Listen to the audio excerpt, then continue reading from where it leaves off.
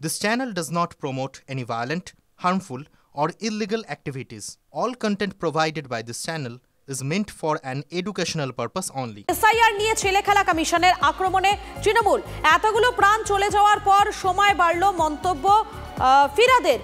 বিজেপির টার্গেট পূরণ হয়নি, অন্তত এমনটাই দাবি করছে তারা। এবং এই আপডেটে যেমন আমাদের নজর থাকছে, ঠিক তেমনই আমাদেরকে নজর রাখতেই হবে পশ্চিমবঙ্গ সহ মোট 9টি রাজ্য এবং 3টি কেন্দ্রশাসিত অঞ্চলে 7 দিন বাড়ল এসআইআর এর সময়সীমা। রাজ্যে এনামোরেশন ফর্ম জমা দেওয়ার দিন বাড়ল 7 দিন। 11ই ডিসেম্বর পর্যন্ত এনামোরেশন ফর্ম জমা দেওয়া যাবে। 7 দিন পিছলো খসড়া ভোটার তালিকা প্রকাশের দিন। প্রদীপ্ত রয়েছেন আমাদের প্রতিনিধি, সরাসরি প্রদীপ্তর কাছে চলে যাবো। প্রদীপ্ত, এবারে তাহলে খসড়া তালিকা প্রকাশ যেটা হবে সেটা 9 ডিসেম্বর আগে ছিল, কিন্তু সেই পরিবর্তে 16ই ডিসেম্বর এবার করা হলো, অর্থাৎ 16ই ডিসেম্বরেই খসড়া তালিকা প্রকাশ করবে কমিশন। আমরা আবারও যোগাযোগ করবো আমাদের প্রতিনিধি প্রদীপ্তর সঙ্গে। আরও একবার জানাই আপনাদেরকে, পশ্চিমবঙ্গ সহ 9 রাজ্য এবং 3 কেন্দ্রশাসিত অঞ্চলে 7 দিন বাড়ল এসআইআর এর সময়সীমা। রাজ্যে এনামোরেশন ফর্ম জমা দেওয়ার দিন বাড়ল 7 দিন। 11ই ডিসেম্বর পর্যন্ত এনামোরেশন ফর্ম জমা দেওয়া যাবে। 7 দিন পিছলো খসড়া ভোটার তালিকা প্রকাশের দিন। 9 ডিসেম্বরের পরিবর্তে 16ই ডিসেম্বর খসড়া তালিকা প্রকাশ করবে কমিশন। আমি চলে যাবো সরাসরি আমাদের প্রতিনিধি প্রদীপ্ত রয়েছেন আমাদের সঙ্গে।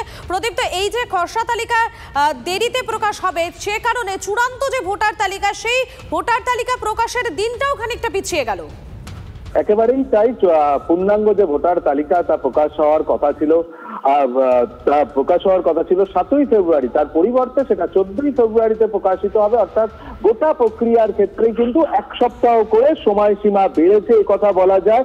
আর যেমনটি তুমি বললে যে খসড়া তালিকা যেটা প্রকাশ করার কথা ছিল 9 তারিখে ডিসেম্বর মাসে, সেটা 16 তারিখে হচ্ছে। এবং তারপর এই যে গোটা প্রক্রিয়ায় যাদের নাম উঠলো না বা কোথাও যদি কোনো সমস্যা থেকে থাকে, সেক্ষেত্রে ক্লেম এবং অবজেকশনের যে কাজ সেটা চলবে 16ই ডিসেম্বর থেকে 15ই জানুয়ারি পর্যন্ত। এবং তারপর কমিশনের তরফে এক্ষেত্রে যে শুনানির প্রয়োজন রয়েছে যে সমস্ত ভোটারের ক্ষেত্রে, সেই প্রক্রিয়া কিন্তু প্রায় 2 মাস ধরে চলবে। তার কারণ যা শুরু হবে 16ই ডিসেম্বর, শেষ হবে 7ই ফেব্রুয়ারি গিয়ে। এবং এই যে সিদ্ধান্ত কমিশনের আজকে নেওয়া হলো, কমিশনের যুক্তি যে উত্তরপ্রদেশের মতো যে বড় রাজ্য, সেখানে ডিজিটাইজেশনের যে কাজ সেটা এখনো বেশ কিছুটা সময় লাগবে। কেরালাতে বন্যা হয়েছে, স্থানীয় নির্বাচন রয়েছে, ফলে সেখানেও সমস্যা হচ্ছিল।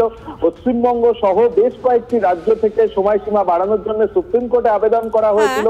বিভিন্ন জায়গায় বিএলওদের কাজের ক্ষেত্রে তারাও কিছুটা সময় চাইছিলেন, তার কারণ প্রযুক্তিগত সমস্যায় কাজ এগোচ্ছিল না। এই সামগ্রিকভাবেই কমিশন এই সিদ্ধান্ত নিয়েছে বলেই কমিশন সূত্রে আমরা জানতে পারছি। যদিও এ নিয়ে রাজনৈতিক যে দলগুলো রয়েছে তাদের মধ্যে তরজা শুরু হয়েছে। বিজেপির তরফে বক্তব্য, কমিশন যা সিদ্ধান্ত নিয়েছে সেটাকে তারা অবশ্যই মান্যতা দিচ্ছে। তৃণমূল কংগ্রেসের বক্তব্য যে এক্ষেত্রে তাদের নৈতিক জয় হয়েছে। একেবারেই ধন্যবাদ প্রদীপ্ত।